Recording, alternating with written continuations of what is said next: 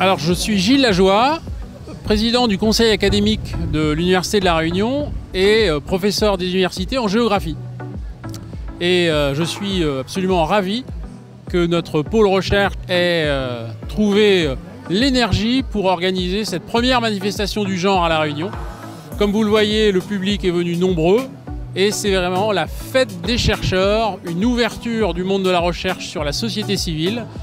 Tout ça a été rendu possible par un financement de l'Europe et également du ministère de la Culture. Donc c'est ce type d'événement qui ravit à la fois le public, les chercheurs, puis ça donne véritablement du sens à nos métiers de chercheurs dans toute leur diversité. Les sciences du vivant, les sciences expérimentales, les sciences de l'homme et de la société. Voilà, c'est la fête de la science et c'est vraiment très plaisant de voir l'ambiance qui règne ce soir à l'IAE dans ce bel écrin. Bonsoir, donc je me présente, Antoine Perrault, je suis architecte et je suis aussi chercheur au laboratoire PIMAN, donc c'est le laboratoire de physique du bâtiment. Et mon sujet de recherche, c'est l'influence de la ventilation naturelle dans l'évolution de l'architecture tropicale. L'idée, c'est de mieux comprendre comment fonctionnaient les bâtiments de ce que j'ai appelé la période avant la climatisation, où assez curieusement les gens ne mouraient pas, ils arrivaient à vivre dans des bâtiments sans clim, et essayer de comprendre comment, dans un contexte qui a changé, tout le monde ne peut plus vivre dans une maison isolée avec un jardin tout autour.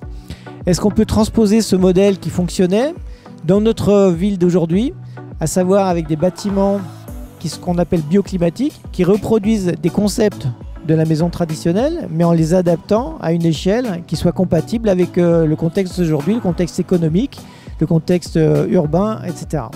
Je suis Céline Laurent, donc je suis doctorante au CIRAD à Saint-Denis, à La Réunion.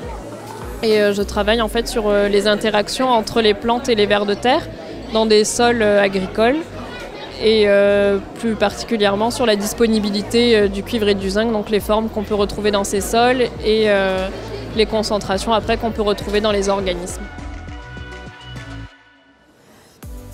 Bonsoir, Myriam Omar Awadi, je suis plasticienne et enseignante à l'École supérieure d'art de La Réunion et avec un collectif d'artistes et d'enseignants des Beaux-Arts de La Réunion, nous présentons ce soir un projet qui s'appelle Orchestre vide et qui est la traduction littérale du mot japonais karaoké.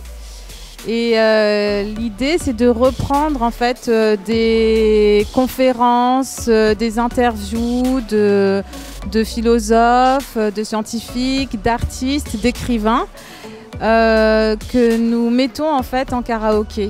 Donc nous, ce qu'on essaye de chercher à travers ce projet, c'est de trouver le lien qu'il peut y avoir entre la vocalisation de ces concepts, le style, le timbre d'une voix et la pensée que le philosophe va développer. Est-ce qu'il y a quelque chose qui est inhérent entre les deux? Donc Patricia Marie Ducret, je suis chercheure, enseignante également à la faculté de droit.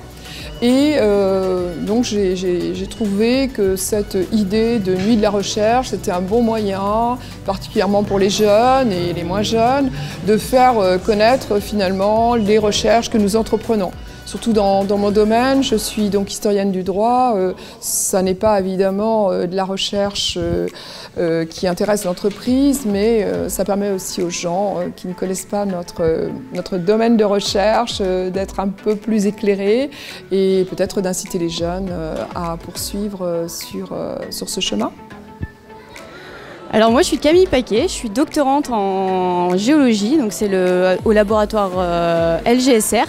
Je travaille sur les volcans, enfin sur le Piton des Neiges, et c'est un projet qui est en collaboration avec l'université et une entreprise. Alors là, en début de soirée, j'ai travaillé sur le bouche à oreille, donc en fait c'est un peu le principe du téléphone arabe ou chinois. Donc en fait on dit en une phrase assez simple, on parle de notre projet de recherche, de ce qu'on fait dans la vie de tous les jours, et donc on dit cette phrase à la première personne, et on voit à la dernière personne ce que la dernière personne en a retenu. Les gens se marrent, c'est assez rigolo.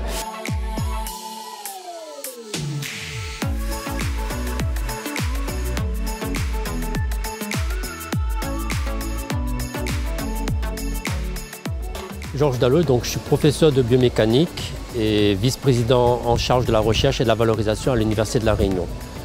Alors l'occasion aujourd'hui a été donnée de présenter en fait le métier de chercheur, les chercheurs, leur vie quotidienne de chercheurs et surtout de mettre la recherche au sein de la cité, au centre de la cité. Justement, on est sur un lieu historique de l'université, donc le centre-ville de Saint-Denis, proche de la cathédrale.